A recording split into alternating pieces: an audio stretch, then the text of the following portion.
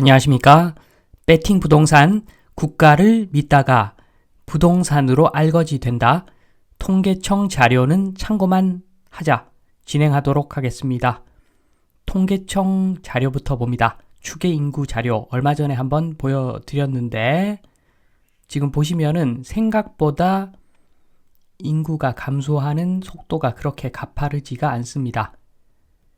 그리고 경기도 같은 경우에는 오히려 인구가 2040년까지 늘어난다고 합니다.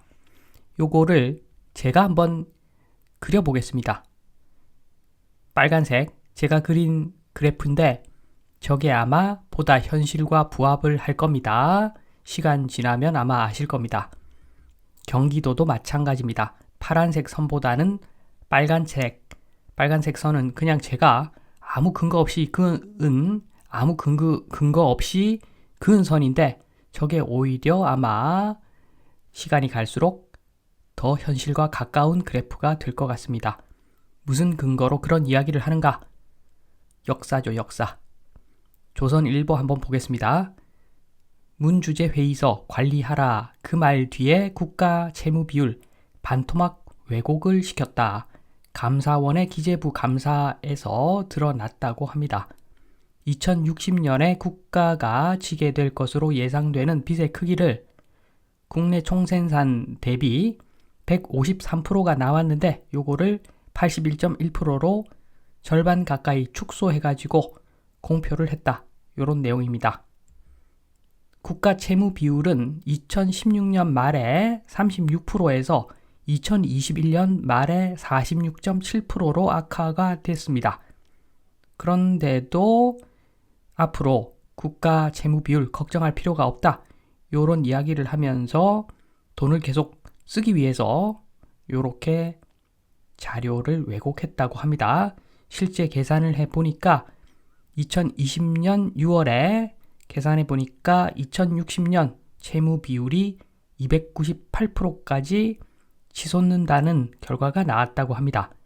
실무진 반대에도 홍 전 부총리는 왜곡을 해가지고 64.5에서 81.1% 요걸로 최종 발표를 했다고 합니다.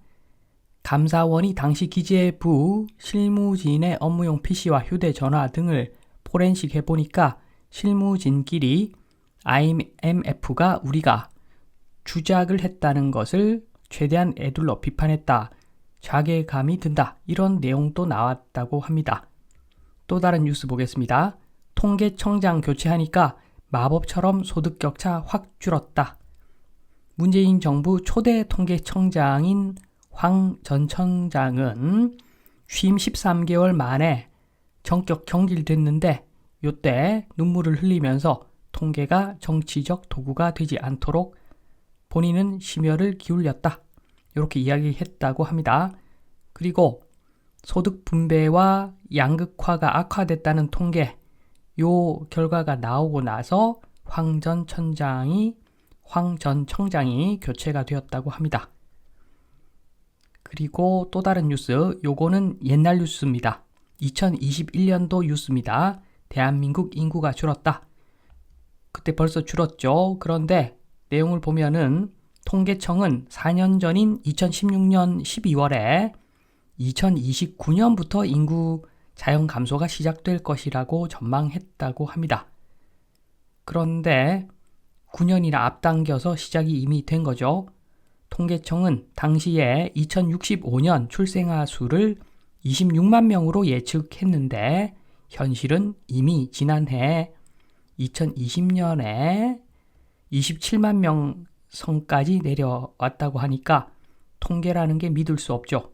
지금 1, 2, 3 3개 뉴스를 보여드렸는데 의미 없습니다. 정부에서 발표하는 자료 거의 대부분 사실과 부합하지 않습니다. 그래서 그런 역사를 보고 제가 빨간색 그래프를 그렸습니다. 빨간색 그래프를 그렸는데 아마 맞을 겁니다. 훨씬 더 맞을 겁니다. 파란색에 비해서는 훨씬 더 맞을 것이다. 제가 하고 싶은 말은 정부 믿지 말라는 거죠. 정부 믿다가 알거지 되는 거는 순식간입니다. 믿을 수가 없다. 한국 아파트 시장의 미래는 전세 제도 없어지면서 폭락 한번 온다고 말씀을 드렸죠. 지금 현재 한국 부동산은 부족 국가 수준입니다. 세계에서 유일한 전세 제도를 아직까지 유지시키고 있고 여기서 정부가 열일을 합니다. 언제까지 이렇게 손바닥으로 하늘을 가릴 수가 없죠. 조만간에 전세 제도는 없어지고 주택, 전세로 돌아가는 부동산 시장, 물건 따라 다르겠지만 그런 물건들은 아마 엄청난 폭락이 한번 온다. 당연하다. 너무 조작을 많이 해왔기 때문에 그거 한방 터지면 크게 터진다. 말씀드리면서 이만 마치겠습니다. 감사합니다.